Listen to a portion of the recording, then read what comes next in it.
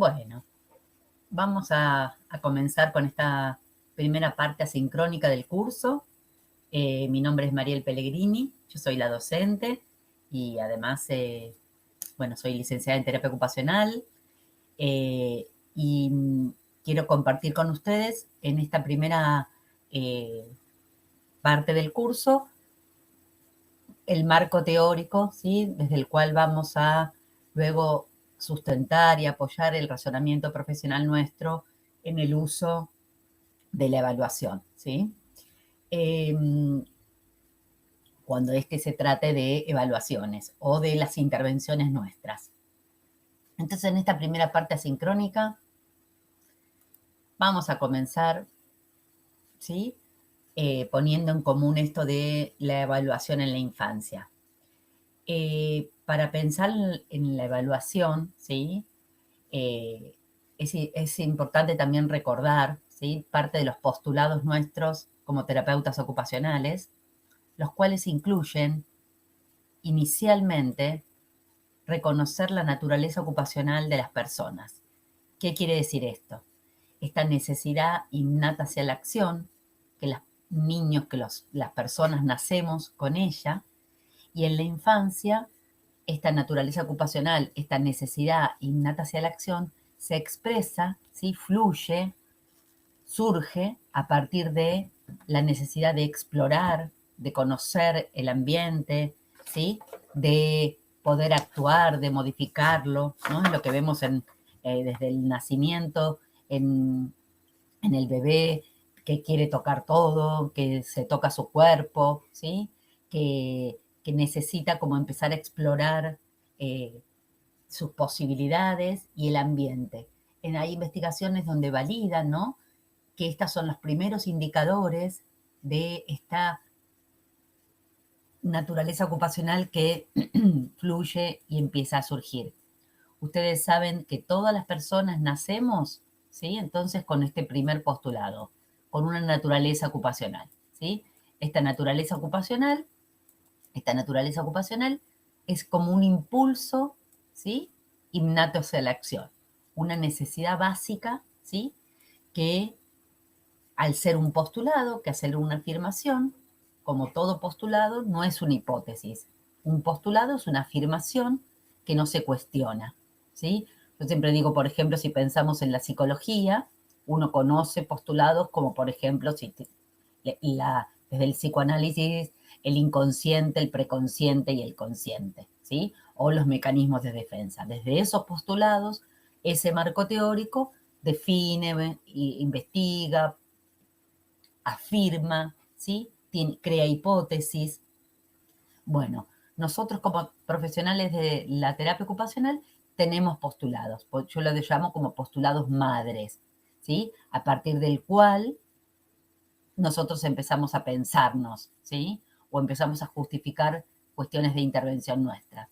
Entonces, el primero es que nacemos con esta naturaleza ocupacional, esta necesidad innata hacia la acción, cualquier persona. El segundo postulado, ¿sí? Surge de que es que si la persona, ¿sí? Esta naturaleza ocupacional no fluye, ¿sí? La persona sufre disfunciones ocupacionales. Es decir, el postulado significa que las personas podemos sufrir disfunción ocupacional. Esta disfunción ocupacional, entonces, es consecuencia del anterior, ¿no es cierto? Que si esta naturaleza ocupacional no fluye, la persona se enferma. Se enferma para nosotros, para los terapeutas, significa que sufrimos una disfunción ocupacional. Y este concepto de disfunción ocupacional, si yo hago un paralelo acá para recordar, ¿qué significa ser disfuncional? Significa no poder cumplir con las exigencias de la tarea, no poder cumplir con las expectativas de mis roles, no poder desempeñar una actividad, no poder desempeñar una ocupación dentro de determinados contextos, ¿sí? La disfunción ocupacional implica esto. No hablamos de enfermedad, esto implica también este concepto a partir de la CIF, ¿no es cierto?, del 2001, la Clasificación Internacional de Salud, Discapacidad y función, ¿qué habla? Bueno, dice que en realidad una persona puede tener un diagnóstico, ¿sí? Que puede ser cualquiera, ¿sí? Relacionado a parálisis cerebral, déficit de atención, TEA, en este caso de niños. Y este diagnóstico, ¿cómo me limita o no mi participación social? ¿Sí? Según mis posibilidades, mis expectativas de actividades, ¿sí? Mis expectativas de roles. ¿En qué me limita este diagnóstico? Y en eso que me limita, ¿sí? Tiene que ver con si es disfuncional o no, ¿sí? El ir al colegio, el jugar, el hacer actividades de la vida cotidiana. Esto, ¿en qué me limita? ¿Sí? Entonces, si hay disfunción, hay limitación en esta participación social, es donde parte de los terapeutas ocupacionales podemos decir, ¿en qué puedo intervenir? Entonces nosotros vamos a revisar esto, ¿sí? En relación a, principalmente, en la participación del juego en este curso. Entonces, naturaleza ocupacional, nacemos. Segundo postulado, podemos sufrir disfunciones ocupacionales. Tercer postulado, la ocupación es una herramienta, un agente terapéutico, se llama, ¿sí? Agente terapéutico. Y acá es donde yo digo, bueno, acá aparece la terapia ocupacional. Quiere decir esto, que la ocupación, ¿sí? Es una herramienta de intervención, de desarrollo, ¿sí? De facilitación de la participación, de agente terapéutico. Tres postulados, ¿sí? Que yo le digo tres postulados madre. Nacemos con esta naturaleza ocupacional, esta necesidad innata hacia la acción. Si no la utilizamos, ¿sí? Si no fluye, podemos sufrir disfunciones ocupacionales, es decir, nos podemos enfermar desde la terapia ocupacional. Y tercer postulado, haciendo ocupaciones, nos podemos mejorar. Haciendo ocupaciones, ¿sí? Podemos recuperar nuestro nivel de funcionalidad. Entonces, cuando yo digo que la naturaleza ocupacional, ¿sí? En la infancia, recordar estos postulados y esto cómo se identifica. Con la necesidad innata hacia la exploración, ¿sí? Hacia el probar, hacia la curiosidad, hacia la necesidad de actuar del niño en el ambiente y de modificarlo, ¿sí? De correr los juguetes, ¿sí? De poner y sacar cosas, de probar ruidos. Entonces el niño descubre su entorno y a sí mismo.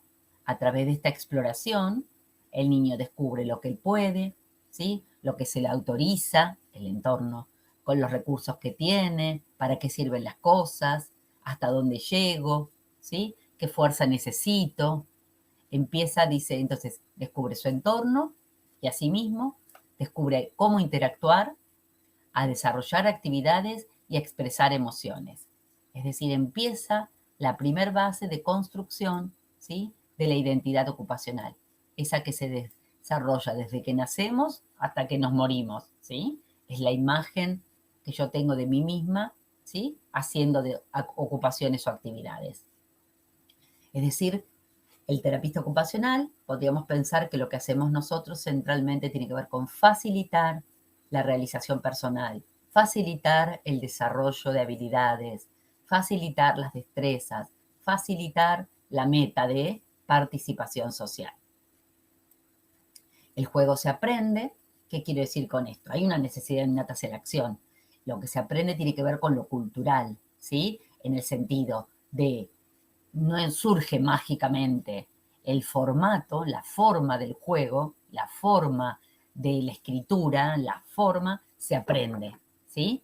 Imitando, eh, compartiendo, viendo un juguete de qué modo se utiliza, ¿sí? En ese sentido es el aprendizaje. Por ejemplo, en Montessori, ¿sí? Tiene, yo recuerdo cuando yo trabajé mucho tiempo también en el área comunitaria, en la parte de juego y de infancia, y me acuerdo que en un programa de niños, ¿sí? Eran niños de niveles de bajos recursos, con lo cual sus destrezas de juego motor grueso eran altísimas, ¿sí? Trepaban paredes, saltaban, trepaban árboles, jugaban a la pelota, corrían, ¿sí? Habían aprendido y desarrollado todo ese nivel de habilidades. Sin embargo, cuando el niño se lo ubicaba o se le pedía actividades de motricidad fina, ¿sí? Las actividades previas a la escritura, las actividades previas al manejo de la tijera, todo lo que se necesita para, ¿sí?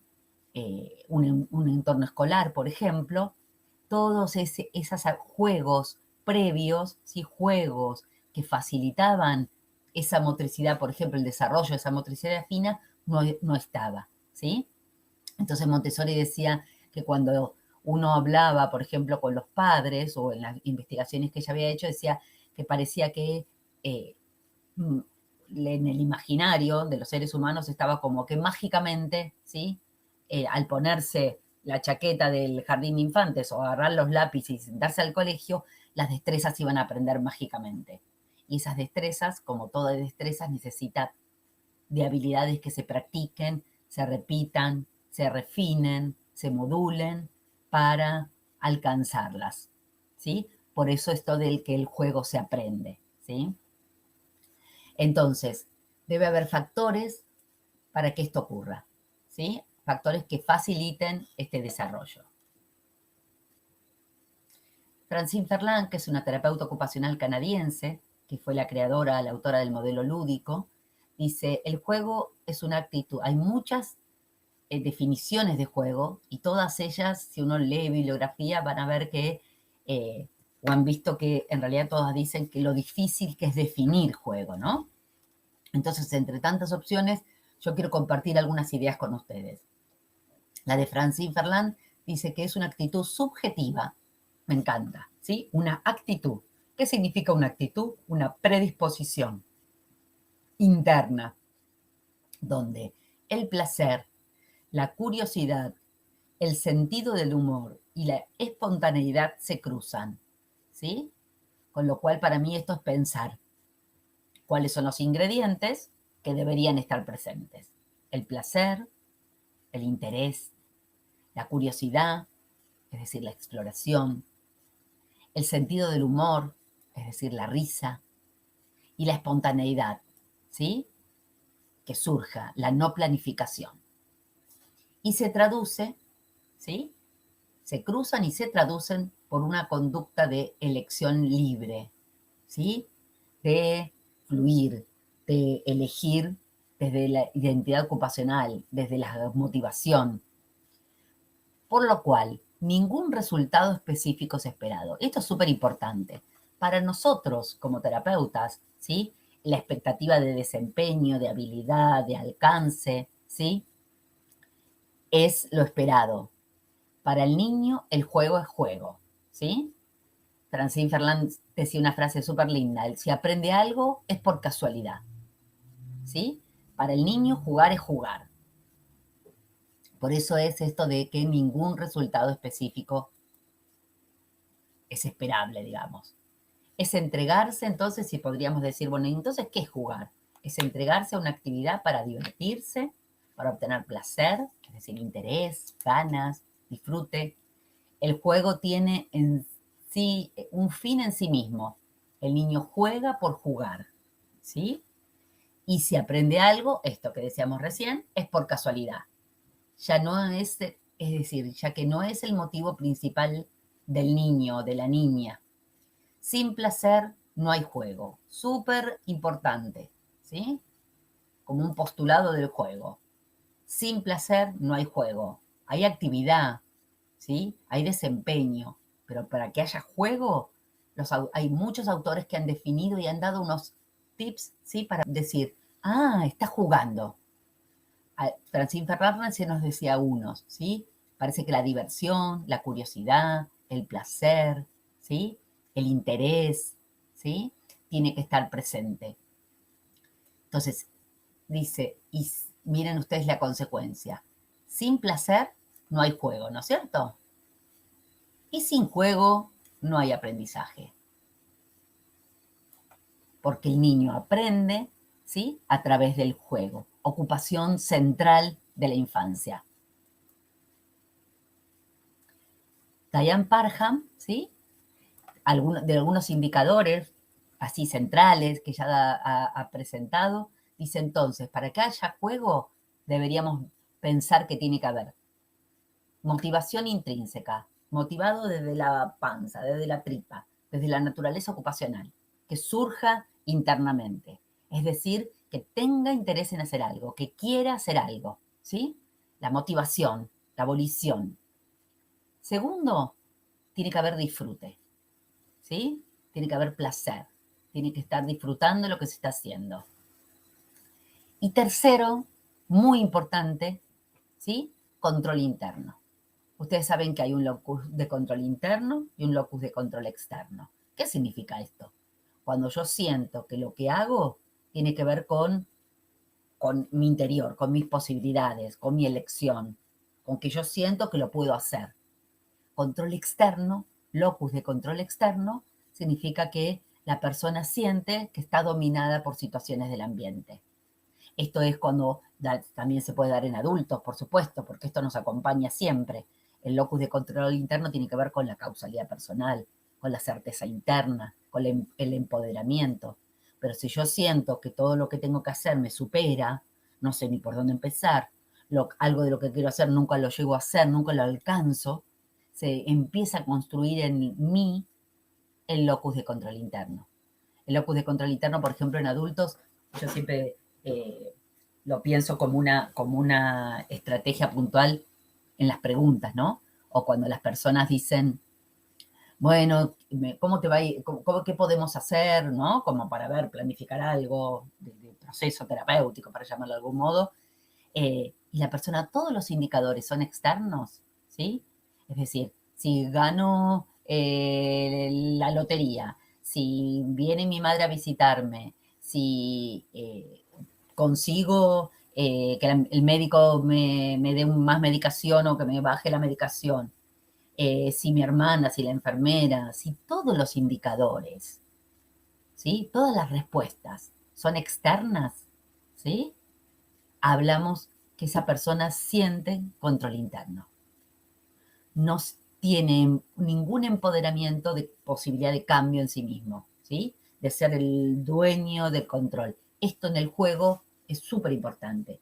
Cuando uno, ¿por qué adaptamos las actividades? ¿Por qué facilitamos la participación en esa pequeña o gran actividad?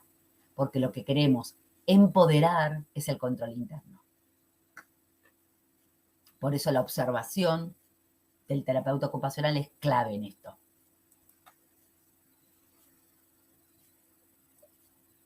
Nuestra maestra Anita Bandi, ¿sí? Dice que el juego además es una transacción, ¿sí? Un intercambio, ¿sí? Y en esta transacción, ¿sí? Dice que tiene que estar seguro, motivado de manera intrínseca. Nuevamente, motivación intrínseca, la que surge únicamente de la naturaleza ocupacional, de la parte interna de la persona. Controlada de manera interna, igualmente que hablábamos antes, ¿sí? Control interno. Libre de algunas limitaciones de la realidad objetiva, ¿sí? Qué lindo esto. ¿Qué significa? Libre, ¿sí? De la situación concreta, donde fluye la imaginación, ¿sí? El poder crear, el poder trascender el objeto. Tal objeto termina siendo un avión, ¿sí? Fuera de la realidad objetiva.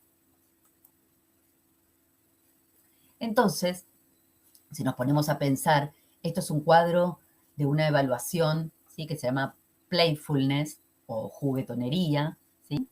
Se las voy a anotar acá. Hay un curso que yo doy sobre evaluación de Playfulness, pero por las dudas, texto.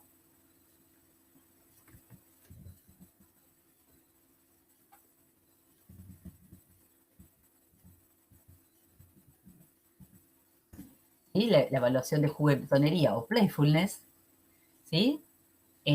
Bueno, Anita Bandi creó este cuadro, ¿sí? Pero hay cosas del razonamiento, del marco teórico de la evaluación que como valida tanto juego, la quiero compartir con ustedes. Y ella dice, ¿sí? Que en estos componentes que estuvimos trabajando, vieron recién que decíamos que tiene que tener control interno, imaginación, bueno, motivación, ¿sí? Placer. Bueno, es como, ¿sí? Un sub y baja, ¿sí? Como el de los juegos. Entonces, acá tenemos, ¿no?, nuestro angulito de un balancín, ¿sí? Entonces, cuanto más peso tiene este sector, ¿sí? Más peso tiene acá el que se sienta de este lado, ¿sí? Ahora vamos a ver que yo tengo un cuadrito, ¿sí?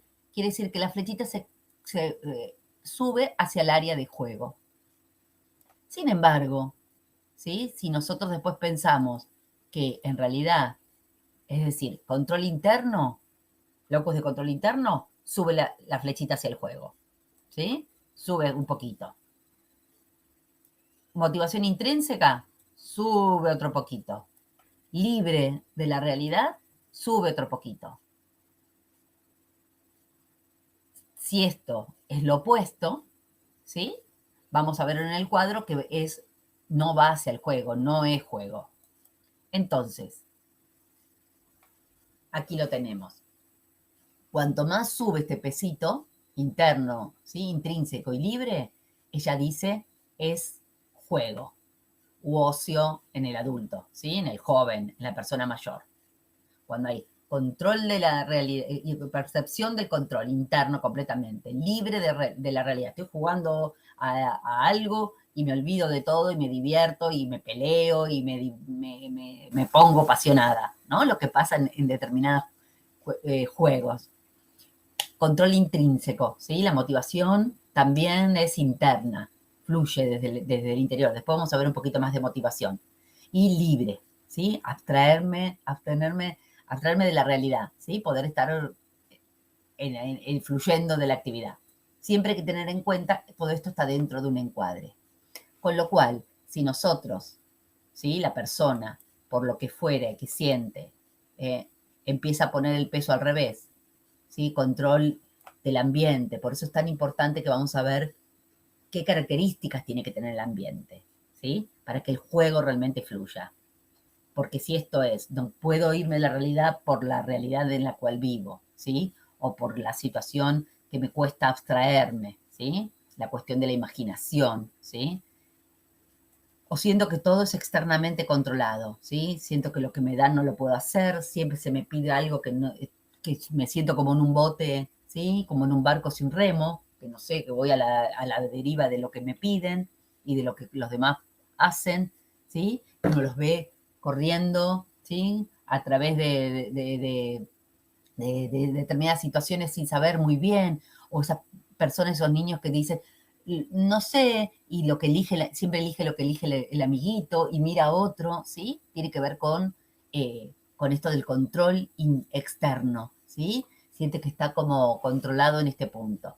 Entonces no puede fluir su percepción de control. Y esto unido a la fuente de motivación, donde esta fuente de motivación termina siendo muchas veces la motivación extrínseca es esa de, si haces esto, te doy lo otro, si haces esto, te doy lo otro, ¿sí? Se construye, ¿sí?, una cuestión de motivación que no tiene que ver con el placer en sí mismo interno, sino con la recompensa externa. Muy bien, entonces este balancín, ¿sí?, se va para el otro lado, ¿sí? Hay tanto peso de este lado que la flechita se va hacia no juego, no ocio. Bien, yo acá les puse, ¿sí?, una diapositiva donde les envío un link, ¿sí? Esto es una página que ustedes pueden visitar si quieren. Hay muchos videos y muchos de ellos, bueno, algunos están por YouTube, con lo cual hasta se puede poner traducir y hay traducciones, si no se habla inglés, hay traducciones, pero lo que tiene que es, esta página es del el genio del juego, ¿sí? En este genio del juego, algo lindo que pasa, justamente tiene que ver, a ver, creo que lo tenía en YouTube, vamos a mirar.